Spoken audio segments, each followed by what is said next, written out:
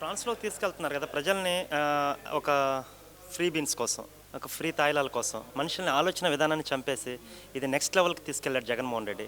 ఎందుకు జగన్మోహన్ రెడ్డి అంటే అన్ని వ్యవస్థల్ని పతనం చేసి ఎట్లా చూడబోతున్నారు? రాబోయే ఎలక్షన్స్ ఎలా ఉండబోతుంది? ఒక యువతగా మీరిచ్చే సందేశం ఏంటి? నేను ఫ్రీ బీన్స్ అని అన్నాను. ఎందుకంటే అగ్రరాజ్యాలు లైక్ యూఎస్లో కూడా సబ్సిడీస్ ఉంటాయి. ఎలా అంటే ఇలా మన దగ్గరలాగా అమ్మఒడి అలా పెట్టరు కానీ దానికి సబ్సిడీస్ ఉంటాయి. సబ్సిడీని ఎంకరేజ్ చేయాలి. బట్ వీళ్ళు మేము లైక్ పెన్షన్ ఇస్తామనో లేకపోతే ఇంకొకటనో ప్రజల్లో వ్యతిరేకత వచ్చేసింది. ఫస్ట్ ఇంటింటికి రేషన్ అన్నారు. ఆ ఇంటింటికి రేషన్ ఎక్కడ దాకా ఆగిపోయిందండి? ఇంటింటికి ఇవ్వలేక ఒకప్పుడు వాళ్ళకి ఫ్రీగా ఉన్న టైంలోకి వెళ్ళి రేషన్ తెచ్చుకునేవాళ్ళు. ఇప్పుడేంటి, వాళ్ళు వచ్చిన టైంలోనే రేషన్ తెచ్చుకోవాలి. అది వాళ్ళు ఇంటింటికి వెళ్ళారండి. మళ్ళీ ఏ రోడ్డు ఎండ్లోనో ఒక పాయింట్ పెట్టుకుంటారో అక్కడికి వెళ్ళి తెచ్చుకోవాలి. సో వాళ్ళకి అర్థమవుతుంది వీళ్ళేం మాకు ఫ్రీగా ఇవ్వట్లేదు. అండ్ రేషన్ అనేది వీళ్ళ జేబులోంచి కాదు, సెంట్రల్ గవర్నమెంట్ నుంచి వస్తుందని చెప్పి ఇప్పుడు ఈ అర్బన్ క్లినిక్స్ ఉన్నాయి, యూపీహెచ్సి పిహెచ్సిలు. అవన్నీ ఆయన వచ్చేసి నేనేదో వైఎస్ఆర్ అర్బన్ క్లినిక్స్ అంటే అయిపోలే, అవన్నీ సెంట్రల్ గవర్నమెంట్ ఎన్హెచ్ఎస్ స్కీమ్లో వచ్చిందని చెప్పి చంద్రబాబు నాయుడు గారు ఉన్నప్పుడు ఎంత బాగా చేసేవాళ్ళు తెలుసా? పిహెచ్సిలు అవి ప్రైవేట్గా అపోలోకి ఇచ్చేవాళ్ళు తెలుసా? అండ్ కన్సల్టేషన్ జరిగేది మీకు స్పెషలైజ్డ్ డాక్టర్స్తో వెన్స్డే అండ్ వీక్లీ ట్వైస్. మర్చిపోయారుగా మేడం, ఎన్ని ఈ డెవలప్మెంట్ కానీ అసలు ఎవరికి గుర్తురాలేదు కదా. ఒక పోలవరం గుర్తురాలేదు, రాజధాని గుర్తురాలేదు, కియా పరిశ్రమ గుర్తురాలేదు, పట్టిసీమ గుర్తురాలేదు. అంటే ఎట్లా చెప్పొచ్చు ఇవన్నీ? అసలు ఈయన ఒక్క ఛాన్స్ అన్నారు, రాజశేఖర్ రెడ్డి బిడ్డని అన్నారు. ఓహో, రాజశేఖర్ రెడ్డి బిడ్డ ఒక్క ఛాన్స్ ఏదో ఆ తరహాలో చేసేస్తారు. ఆల్రెడీ బాబు గారు చేసేసారు మొత్తం. క్లినిక్స్ గురించి ఎవరికి ఐడియా లేదు, కానీ అపోలోతో టైప్ పెట్టేసి ప్రతి విలేజ్లో అర్బన్లో క్లినిక్స్ పెట్టించారు. నాకు బాగా గుర్తు. అవునండి, నాకు పర్సనల్ ఎక్స్పీరియన్స్ ఉంది కాబట్టి నేను అది అడ్రస్ చేయగలిగాను. అవి అన్నీ చేసేసారు కదా, వీళ్ళు ఎక్స్పెక్ట్ చేయలేరు రాగానే ఈయన ఇంత విధ్వంసం సృష్టిస్తారని, చేసిన పథకాలన్నీ ఆపేస్తారని. ఎందుకంటే చంద్రబాబు నాయుడు గారు 9 సంవత్సరాలు నేను ఉమ్మడి ఆంధ్రప్రదేశ్కి ముఖ్యమంత్రి అంటాం కంటే సీఈఓగా ఉన్నారు అని చెప్పగలను. ఉన్నా కూడా రాజశేఖర్ రెడ్డి గారు వచ్చి అవన్నీ తీయలేదు. సేమ్ అదే తరహాలో జగన్మోహన్ రెడ్డి గారు కూడా చేస్తారు అనుకున్నారు. బట్ అన్ఫార్చునేట్లీ ఆయన అలా కాదు. ఆయన వచ్చింది ఒక ప్రతీకార చర్యకి, వెండట్లోకి, రివెంజెస్ తీర్చుకోవడానికి, ధనదాహం లైక్ ఇంకా సంపాదించడానికి అనుకుని వచ్చారు. ఆయన రావడమే కూల్ చేయటాలు అన్ని ఇప్పుడు కొత్తగా అర్బన్ క్లినిక్స్ అని ఆయన ఏం చేసింది లేదండి. అవి రంగులు మార్చేసి అవి మళ్ళీ అవుట్సోర్సింగే తీసుకున్నారు. మళ్ళీ ఏమి గవర్నమెంట్ చేయలేదు, అవుట్సోర్సింగే ఇచ్చి అది ఎన్హెచ్ఎస్ స్కీమ్ అని అందరికీ అర్థమైపోయింది. అండ్ ఇంకొకటి అండి, మీరు క్లినిక్స్ గురించి చెప్పారు కదా, ఇప్పుడు వాళ్ళకి డిఫరెన్స్ తెలుస్తుంది. ఒకప్పుడు స్పెషలైజ్డ్ డాక్టర్స్ ఉండేవాళ్ళు, టెలికాన్ఫరెన్స్లో కన్సల్టేషన్ చేసేవారు. ఇప్పుడు మెడిసిన్ ఒకసారి పిహెచ్సి కానీ యూపీహెచ్సికి వెళ్ళి మెడిసిన్ చూడండి, అపోలోలో ఎంత క్వాలిటీ మెడిసిన్ అండ్ ట్రాకింగ్లో ఇచ్చేవాళ్ళు. అన్ని టెస్టులు ఉన్నాయండి, లైక్ ల్యాబ్ టెస్టులు. ఇప్పుడు ఏ టెస్టులు లేవు, వెళ్తే ఎక్విప్మెంట్ లేదంటారు, ల్యాసెట్స్ లేవంటారు, ఏదో చెప్తారు రీజన్స్. మీకు క్యాపిటల్ లేని ఆంధ్రప్రదేశ్ అని బయటకు వెళ్తున్నప్పుడు వాళ్ళు ఎలా మాట్లాడుతూ ఉంటారు? దాని మీద ఏమనిపిస్తుంది మీకు? ఈ రోజు కూడా మనకి ఒక రాజధాని లేదు, ఒక డెవలప్మెంట్ లేదు, ఒక ఇన్ఫ్రాస్ట్రక్చర్ లేదు కదా. బయటకు వెళ్తున్నప్పుడు మీరు అవుట్ ఆఫ్ స్టేట్ జాబ్స్కి వెళ్ళినప్పుడు మీరు ఫేస్ చేసే ప్రాబ్లమ్స్ ఏంటి? ప్రాబ్లమ్స్ కంటే ముందు అందరూ కాసేపు they make fun of us అనమాట. లైక్ పిచ్చోడు అంటారు ఫస్ట్ ఇదే మాట అంటారు, మీ పిచ్చోడు ఏం చేస్తున్నాడు అనే మాట్లాడతారు, లేకపోతే సైకో అని పిలుస్తారు. అంతకుమించి ఇంకా కొత్తగా మాట్లాడేది ఏమి ఉండదండి. అండ్ క్యాపిటల్ లేదు మీ క్యాపిటల్ లేదు, దాని గురించి ఫైట్ చేస్తున్నారు. వాళ్ళు ఇంకా క్వశ్చన్ చేస్తున్నారు, మీరు ఇంకా ఎందుకు గట్టిగా ఫైట్ చేయలేకపోతే. ఎక్కడ ఫైట్ చేస్తామండి, అన్ని అక్రమ కేసులు అన్ని. అసలు నాకు నిన్న చాలా ఫన్నీగా అనిపించింది.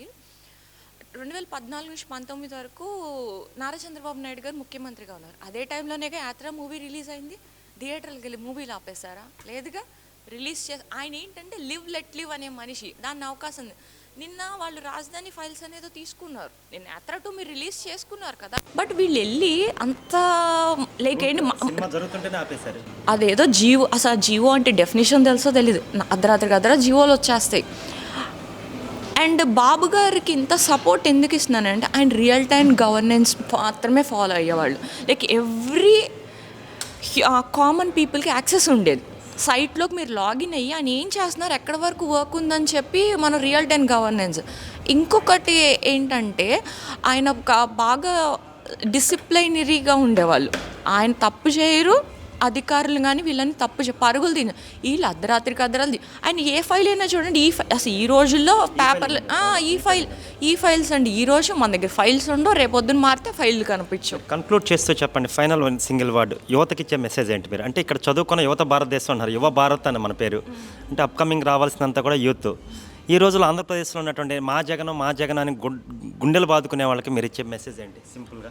ఒక్క మెసేజ్ ఇస్తాను అందరికీ, ఒక్క మెసేజ్ ఇస్తానండి. ఎవరమైనా కొత్తగా అన్నీ కట్టుకోవాలనుకుంటాం, లైక్ కొత్త పార్లమెంట్ కట్టారు, కొత్తగా అంబేద్కర్ గారి విగ్రహాలు అలా కట్టే అంటే అలా అవే డెవలప్మెంట్ కదా. మరి ఎప్పుడో పాత వాటిలో ఉండిపోయిన ఇప్పుడు అసలు కొత్తగా ఫామ్ అయిన స్టేట్ మంది, రాజధాని లేదు, అన్నీ బిల్డ్ చేసుకోవాలి, ఫ్రమ్ ద స్క్రాచ్ రావాలి. సో కట్టేవాడిని తెచ్చుకుందాం, కూల్చేవాడిని కూల్చేద్దామండి. అదే నా అపీల్, అంతే. కట్టేవాడిని తెచ్చుకుందాం, కూల్చేవాడిని ఇంటికి పంపిద్దాం.